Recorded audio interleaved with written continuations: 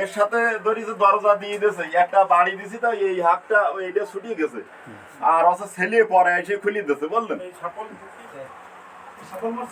আমি মারিছি স্যার। আচ্ছা, কোন জায়গাটায় দড়ি দিয়েছিল? কোন জায়গায়? এই জায়গাটায় বাঁধ দিল স্যার। তো এই জায়গাটা যদি বাঁধে তাহলে ও যে আমি যে দেখলাম নিচে পড়েছিল বলে না, এই জায়গায় নিচে এরকম করে জুত দিল বললেন, এরকম করে জুত দিল। এবার দরজা খুলে দেওয়ার সাথে আমি ওরা নিয়ে পাতা করে বাইরে নিয়ে 4-5 জন ধরে নিয়ে দরজা খুলে দিচ্ছে কেটা? হ্যাঁ, দরজা কে খুলছে? আমার ছেলে শোয়া ছিল ওইতেই, এর পারে উঠে তারপরে এইটা ছুটি গেছে, কিন্তু এইটা হচ্ছে এইটা খুলিল না, এর পারে উঠে তারপরে ছেলে খুলে দিয়েছে, ছেলে খুলে দিয়েছে। আপনি কোথায় ছিলেন? আমি বারান্দায় ছিলাম স্যার, বহুবার অনুরোধ করেছি দরজা খোলো দরজা খোলো।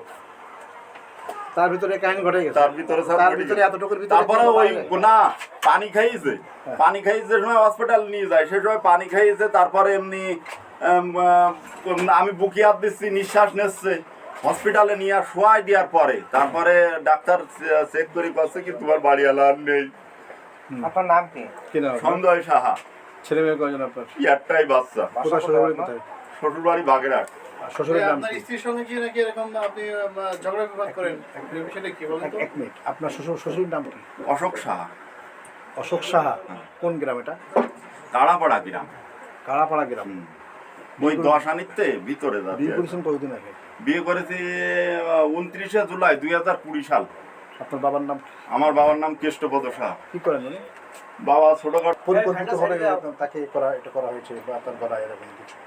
স্যার জীবনেও সম্ভব না স্যার, আমি ওরা প্রচণ্ড ভালোবাসতাম। আমি কইছি যে তুমি এইগুলো প্রায় ওই দরজা দিত, বহু অনুরোধ করে তারকে বহু অনুরোধ করতাম না পারি। আমার দাদু শ্বশুর কয়েকবার বলেছি যে এইগুলো করে দরজা দেই, আপনারা আসেন, এটা কিছু করেন। আমি স্যার মানে ওরে বুঝতে কোনোদিন আমি বুঝতে পারিনি বললেন। যাক, নির্যাতিত হয়েছে, নির্যাতিত এক পর্যায়ে সে আত্মহত্যা করছে। মারা গেছে, আপনি হসপিটাল থেকে পলাই বেড়াচ্ছেন কেন?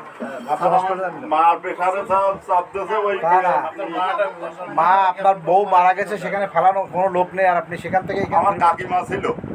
আমি বললাম তুমি কাকিমা ছিল, ওই ওই ওই যে মারা গেছে ওকে তো আপনি আর পাবেন না। আতঙ্কে ভয় না, পলাই 2 ঘন্টা পরে দেখা যাচ্ছে সে যাবে হচ্ছে শ্মশানে, তাহলে আপনি তাকে ফেলে রেখে কিভাবে আসেন? কেন মানলো? তুই মারিছিস আমার। শ্বশুরা দোষ দিচ্ছে আপনাকে। যেভাবে যে তদন্ত হয়েছে হসপিটালে, যেটা আমরা জানলাম, তাতে করে বললো যে না এটা আত্মহত্যা না।